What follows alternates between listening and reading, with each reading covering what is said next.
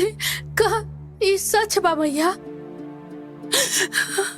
हमार हमार भक्ति में ही कोनो कमी रह गइल बा मैया, जेकर इतना बड़ा सजा मिलता।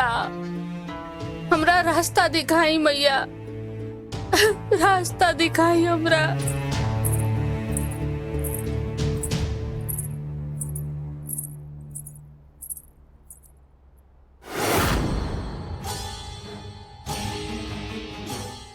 यहाँ कैसे आयल? एकरा तो हम बाहर रखनी है।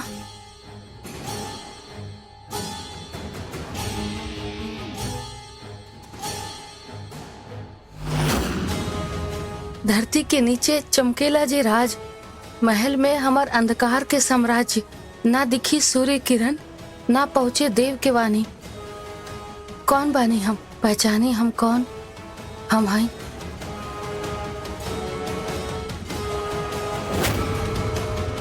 पाताल रानी।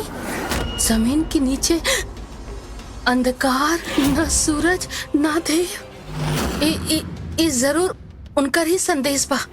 बाकिर ई संदेश के मतलब का बा? का ई एगो चेतावनी बा? आ एगो नया रहस्य? एकरा कैसे भी करके सुलझावे के पड़ी हमरा के।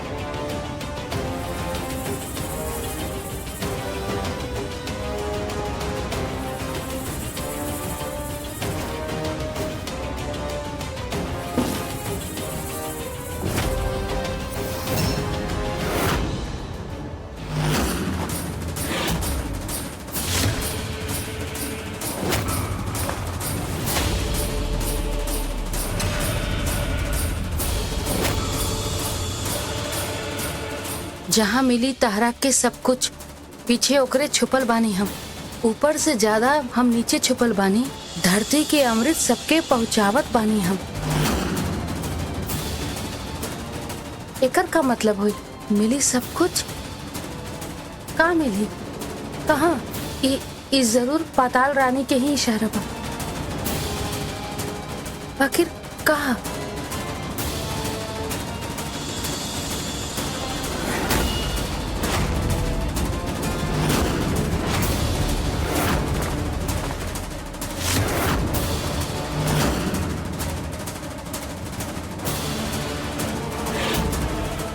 जमीन के नीचे?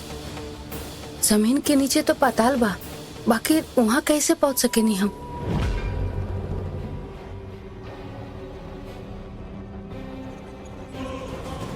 बेचारा हमार कार्तिक बिटुआ, ओकर त सारा मेहनत ही बेकार चल गई। हाँ, लेकिन आंटी, वैष्णवी भी तो कुछ गलत ना कहली। अरे भैया, हर समय हर जगह हर कुछ बोलल जरूरी है का? चुप लगा जाई। मेहमान आई रहा लो घर में, सह लेती। हमार कार्तिक बिटुआ का नहीं के सहत एकरा चक्कर में, बताओ। ये सब तो बर्बाद हो गइल बा। अब एकर का करे मम्मी जी? अब गिफ्ट की बात करता रुका।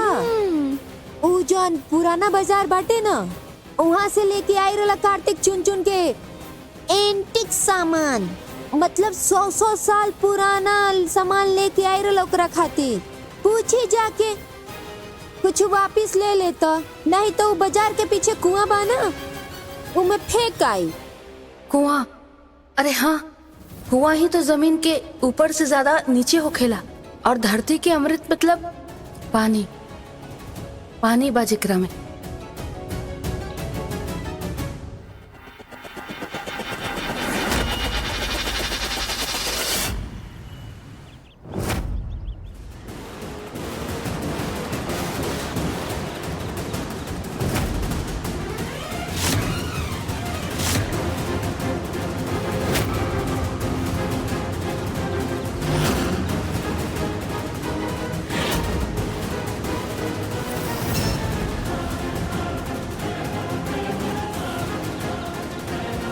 पाताल देवी, एगो खुशी के पावे खातिर हम कौन खुशी के बलि चढ़ाई रुबा के?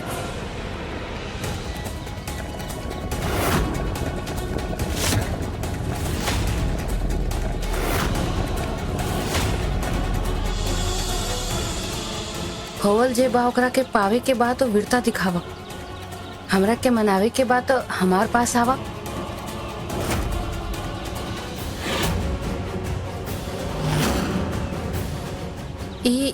ये सच रहे या बस हमारा आँख के धोखा?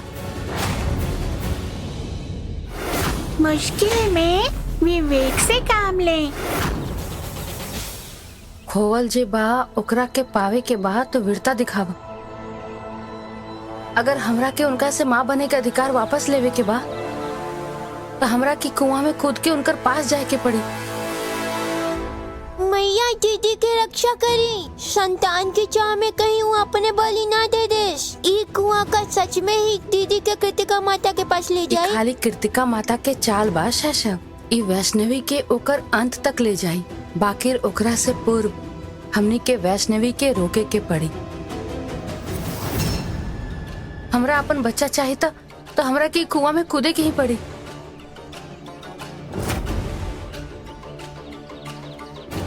ना ना, हम ना डर सके नहीं।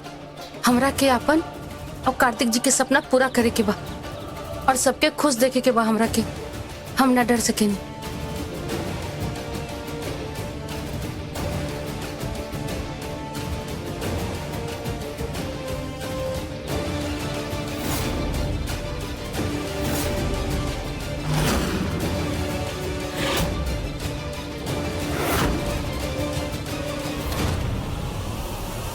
जय छठी मैया।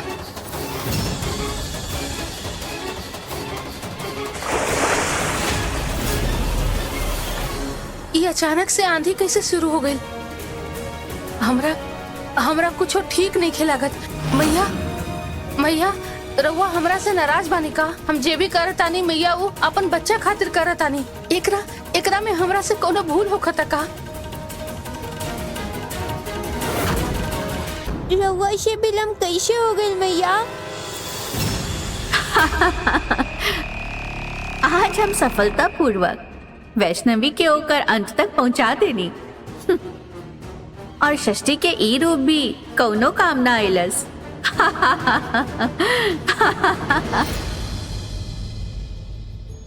मैया रउआ दीदी के रोकनी काहे नहीं? काहे कि वैष्णवी अपन इच्छा अनुसार ही निर्णय ले ली है। यदि कोनो ओकर इच्छा विरुद्ध ओकरा के कूप में ढकेली तो हम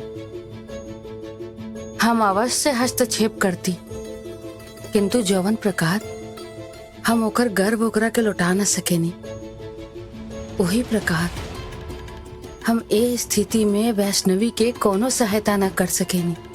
तो अब का हुई मैया? अब आगे का हुई ये तो अब आगे समय ही बताई शैशव। बाकिर एगो बात समझ ली, वैष्णवी आज कूप में कूद के बहुत बड़का भूल कैले बाड़ी।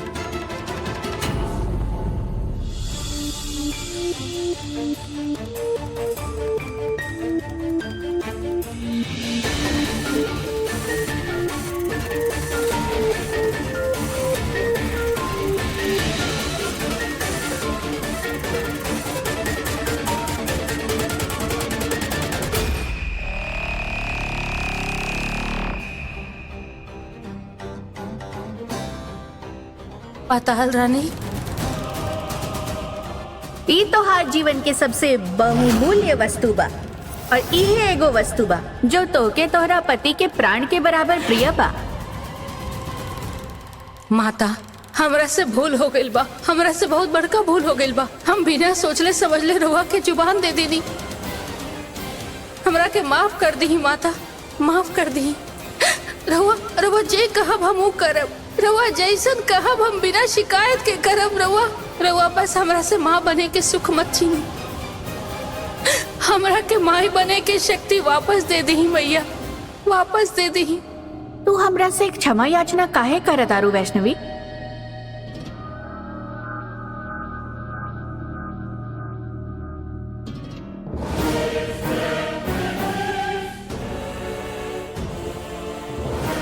उठा।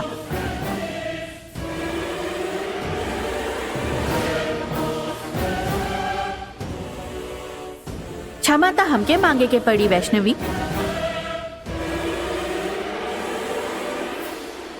भूल भइल बा हमसे। हम कोनो और विषय में क्रोधित रहनी और वो क्रोध हम तोहरा पर निकलनी। हमके भूल के एहसास हो गई बा।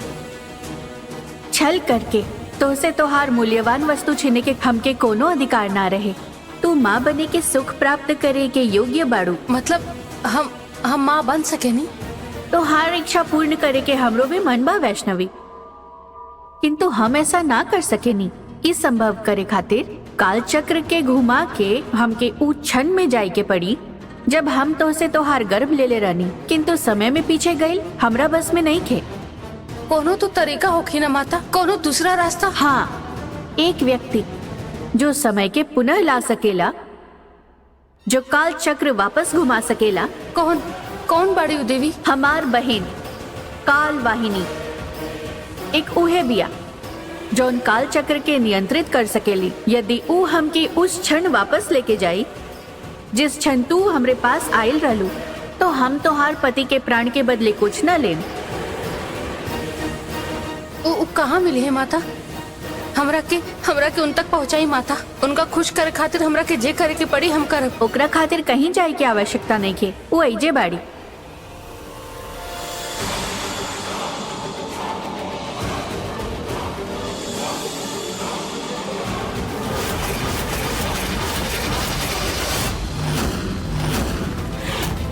आज एगो सबक तू अच्छा से सीख ल। जब आदमी अगर राम होखी तो उनकर साथ सीता, सबरी तो कौशल्या जैसन व्यवहार रखा। बाकी अगर सामने महिषासुर जैसन मर्द होखे तो आपन रक्षा दुर्गा बन के ही करे के पड़ेला। माता, इ तो प्रतिमा बा। प्रतिमा नहीं के बन गई बाड़ी। इहे हमार बहिन बिया। एकरा एक छोटा सा भूल के कारण एकरा के पाषाण बना दिहल गई, जेकरा कारण क्रोधित होकर हम तो से तोहार गर्भ छीन लेनी। अब एकर जीवन तोहरे जैसी पतिव्रता स्त्री ही कर सकेली। हमरा का करे के पड़ी मैया?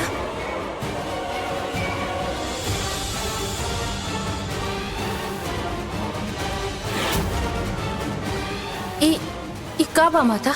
ई काल चक्र बा, जेकर माध्यम से हम काल वाहिनी के जीवित कर सकेनी।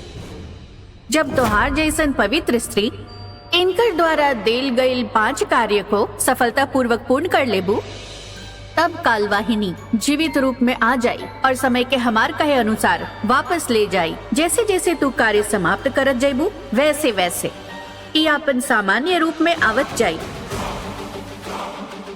किंतु स्मरण रहे, एक बार कार्य शुरू करला के बाद तू वापस ना लौट सकेलू, अन्यथा तुहार गर्भ सदैव के लिए नष्ट हो जाए। अगर हम ही ना कहनी तो भी हमरा के कुछ न मिली। हम जानत बानी इस समय तू कोना पीड़ा में बाड़ू। हो सके तो हमके क्षमा कर दिया। अपना कोनो मूल्यवान वस्तु के खोवे के कष्ट हम समझता नहीं।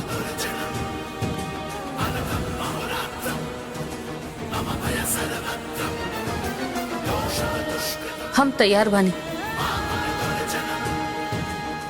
तो ई चक्र को घुमावा, इहे तो के रास्ता बताई।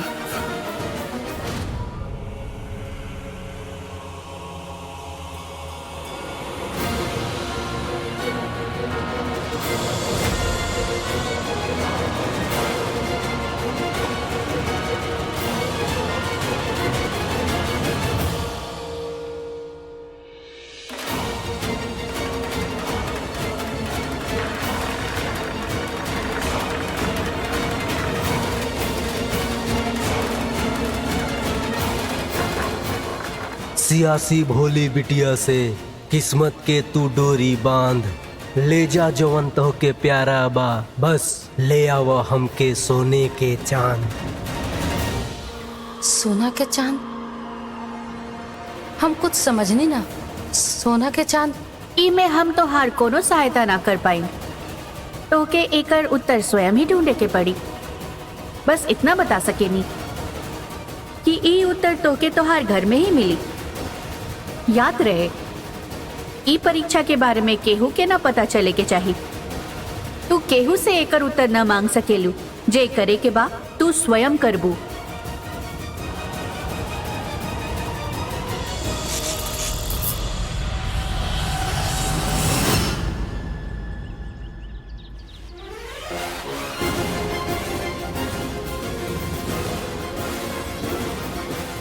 काल वाहिनी के जीवित करे के बा तो हमरा के सोना के चांद हाथ ढूंढे के पड़ी। बाकी हम ऐसा कौन चीज के बारे में पहले तो सुनले नहीं की और ना ही कबो देखले बानी, फिर हम ओकरा के कैसे ढूंढब।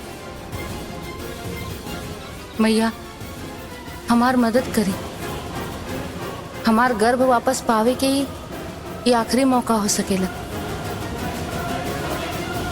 मैया रउआ मुख पे क्रोध।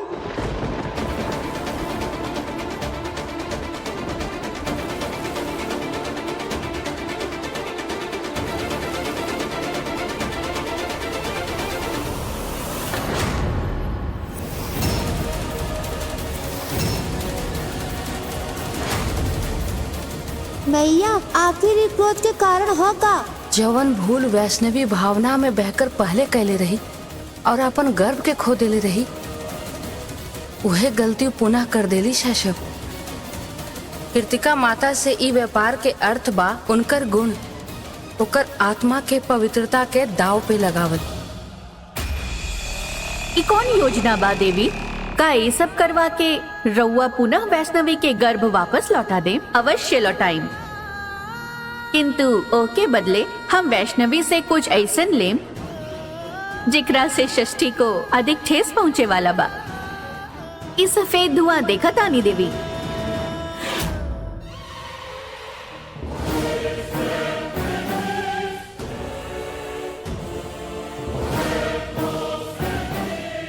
ई वैष्णवी के चरित्र बा, स्वच्छ, उज्जवल, श्वेत, जेकरा में कोनो दूषित विचार नहीं खे और ना ही कोनो बुरा कर्म कैले बिया, किंतु अधिक समय खातिर ना। काहे कि वैष्णवी के गर्भ लौटावे खातिर हम ओकरा से ऐसन कर्म करवाई कि ओकर मन ही ना, ओकर पूर्ण आत्मा भी दूषित हो जाए। जैसे जैसे उ पाप करत जाए, ये सफेद धुआं काला पड़त जाए, और जैसे ही ये धुआं पूर्ण रूप से काला हो जाए, षष्ठी के बिटिया वैष्णवी पापन बन जाए।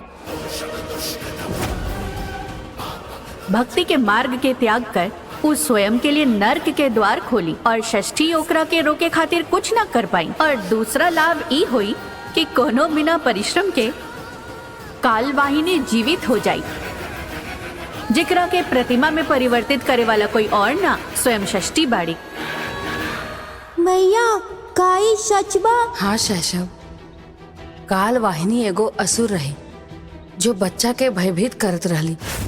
आरंभ में तो केवल बच्चन के भयभीत करत रहली, बाकी धीरे धीरे उस सीमाएं लांघल शुरू कर देली। बच्चा के डरावत रहली, उनके खाई के तरफ ले जात रहनी और ओकर भय से लइकन खाई में गिर के मृत्यु के प्राप्त हो गए। लइकन पर आयल इस संकट के देख के हमरा के बहुत दुख हुई और उनकर सुरक्षा खातिर हम लइकन के आशीर्वाद देनी। अगर कोई उनका के नुकसान पहुंचावे की कोशिश करी तो वो पत्थर के मूर्त बन जाए। काल वाहिनी जैसन असुर के जीवित करे के केवल एगो उपाय बा, और ऊ बा ओकर समक्ष कोनो नेक मनुष्य के ओकर नेकी के बलि दिहल। और कीर्तिका माता इहे करे के प्रयास करतारी। वैष्णवी के अच्छाई के बलि देके ऊ एगो असुर के जीवित करे के चाहतारी।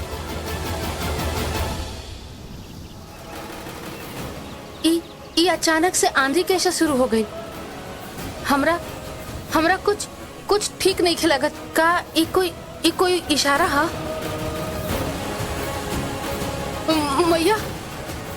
मैया रवा हमरा से नाराज बानी का?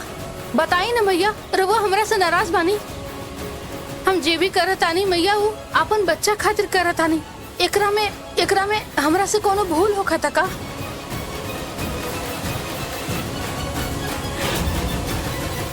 यशोदा के यहाँ भी ना बाड़ी। चल कहाँ गई ली वैष्णवी?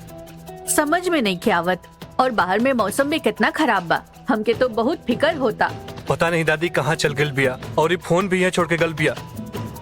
हम देख क्या होता। रुको कार्तिक, इतना तेज आंधी में कहीं बाहर जाए का जरूरत नहीं खे। इंजे कस्बा में क्यों के फोन करके पूछ ला, इंजे कहीं हुई पता चल जाये। और वैसे भी वो कस्बा छोड़ के बाहर तो जाए नहीं। हाँ, उपेंद्र सही कहता बेटा। वैष्णवी हमार समझदार बिया, वो जहाँ हुई है सुरक्षित हुई है। हे मैया, हमके तो फिकर उ रसोई रामधनी की भतीजी के होता। वो का है अम्मा? काम के सिलसिले में गांव से निकलल रहली ऐजा खातिर, पता नहीं कहाँ रह गई। अरे हम कह देला रहनी कि ऐजा आई तो काम के व्यवस्था कर दे, अब पता नहीं कहाँ चल गईली। और बाहर इतना आंधी तूफान बा, हमके तो बहुत चिंता होता। अरे पराई लड़की बिया, केहू हमार मदद करी, मदद करी, केहू तो मदद करी।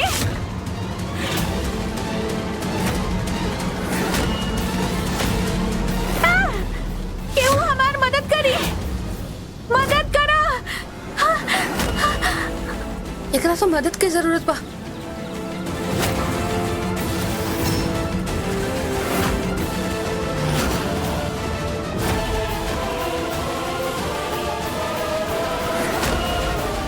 रुक जाओ वहीं पे। अपन बहन की उम्र के लड़की के ए तरह परेशान करे में शर्म ना आवेला तो नहीं कोई? अरे बहन हुई तहार, पर हम तो ओकरा के दूसरा नजर से देखे नी। अब तहरा के भी का बोले तारा भाई? अरे एक से भला दो, मजा ही आ गईल।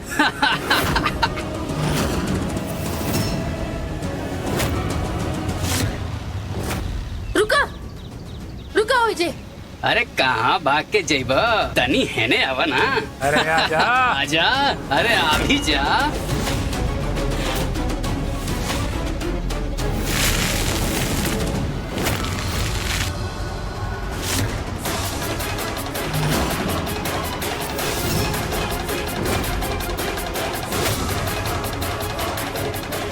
अरे अभी तो ये रह लो, कहाँ चल गई? आज एगो सबक तू अच्छा से सीख ल। जब आदमी अगर राम होखे तो उनका साथे सीता और कौशल्या जैसन व्यवहार रखा। बाकी अगर सामने महिषासुर जैसन मर्द होखे तो आपन रक्षा दुर्गा बन के ही करे के पड़ेला।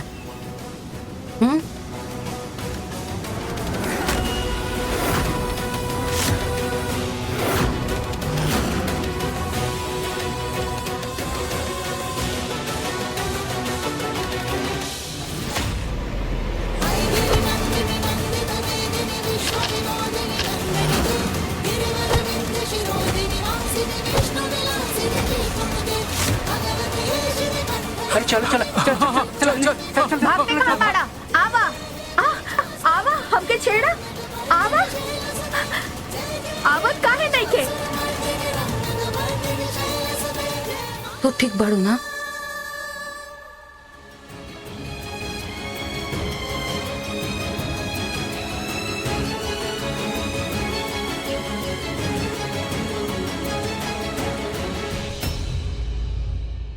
अगर हम मां न बन पैनी तो हमार भक्ति पे सवाल उठी। आज ही लोग कहत रहलन कि हमार भक्ति में कोनो निष्ठा नहीं के, हमरा और बिटिया नहीं की। हम बहनी न मैया, फिर रउआ साथ न दे हफ्ता के दी मैया।